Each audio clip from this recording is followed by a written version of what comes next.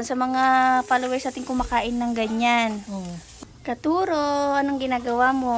Ihaw. Ay, bakit? Baluksaw ka na naman. Ano ang kulbit-kulbit ng karne? Ala, wag ka magagalit. At least, Ano? may ulam tayo. Inihaw. Yung malaking baboy yung pinarte, yung parang baka.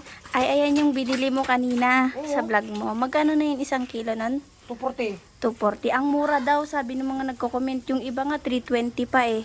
Baka may sakit ng baboy sa kanila. Dito walang sakit ng baboy. Oh, di ba? Sakit lang ng bulsa. Tignan mo. Ayun, sakit ng bulsa. Ano pa, utang pa yun kanina, no? Utang yun, di ba? Huwag mo naman nang isali sa vlog yung utang. Ay, ano Baka ka sabihin nila ay nagpapabahay si Katuro. Walang pabili Tapos, ulam. Yung ulam nila, utang. Baka sabihin naman ng basher ko na landslide yung ilong. Ah, mangungutang, sabi niya. Oh, baka mangungutang, sabi nila. Baka ang yabang-yabang nila, magpatile sila, magpabubida sila. Tapos? Magpapintur sila. Tapos yung Ulam. kakainin nilang 500 pesos lang, utang. Baka sabihin nila, Oh, ikat mo to yun, ikat mo to yun, hindi ko ikakat yun. ikat mo to. Nakakahiya. Nakakahiya. Oh, at least masarap yung ulam mo. O, siyempre, diba? diba? Siyempre, hindi lang yan ang ulam natin. Meron pa dito. Tignan nyo yung ulam namin.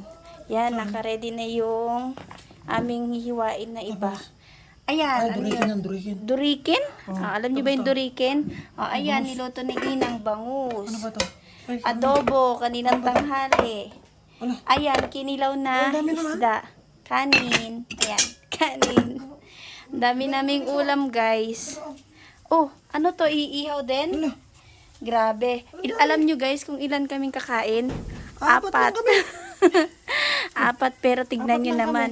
Ang daming blessing sa lamesa namin. Explain mo nga yung lamesa na yan. Kailan pa yan, Mal? Ito? Ilang taon ka nun bago meron yan? Wala, mas una pa sa akin to. Mas matanda pa sa'yo to? Oo, ito ang tunay na antik. Ayun. Si Kuya Ano ba yan? Ka-bless. Oh, Ayun, kaedad kaedaran niya.